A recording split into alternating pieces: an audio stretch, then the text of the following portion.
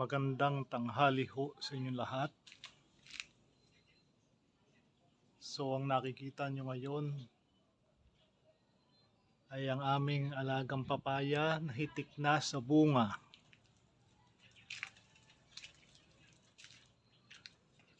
Dito naman ay ang alaga naming saging. Ayan, maliliit pa lang ang kanyang bunga. Kita nyo naman ang kanyang puso. Ayan, matagal-tagal pa itong may hinog.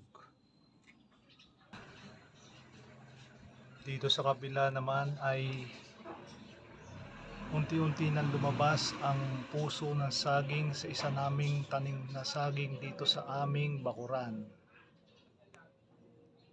Ayan ang kanyang puno, nakatatanim lang nung nakaraang buwan.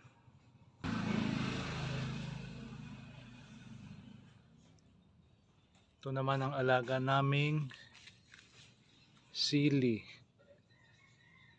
Hindi pa siya ganun kadami,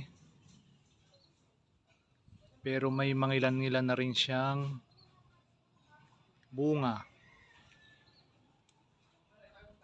Isa pa lang malaki yung nakikita ko, hindi ko makita yung iba. Basically ito yung mga tanim namin sa aming bakuran.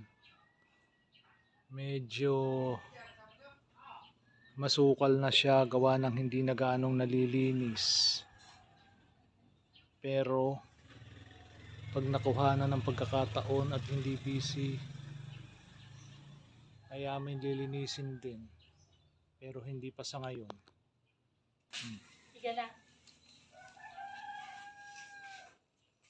Medyo iga na. Ito naman ang niluluto naming kanin ngayon. Niluto namin sa gatong para tipid sa gaas. Ayan siya.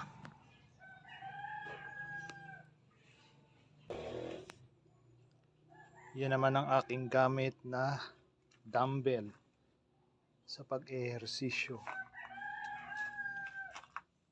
Ito yung iba niyang kasamahan na medyo madumi na at hindi na gaanong nagagamit. Isang parte na lang ang aking ginagamit. Ayan naman ang barbell.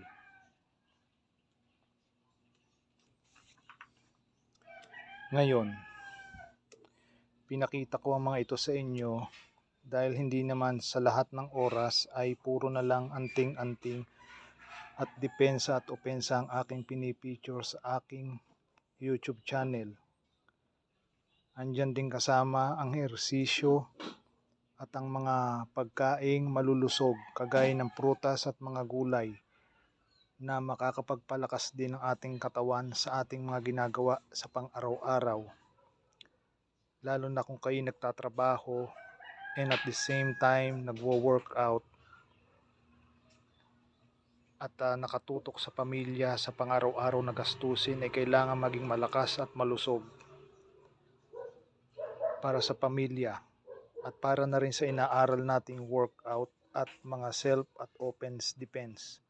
Dahil kung tayo ay malamya ay tsak na wala rin kahantungan ang ating inaaral. So hanggang dito na lang muli at please like, share and subscribe to my YouTube channel and don't skip ads so that my channel will grow and I can post more videos on this channel. Mulit-muli maraming salamat and magandang tanghali ho sa inyong lahat. Peace.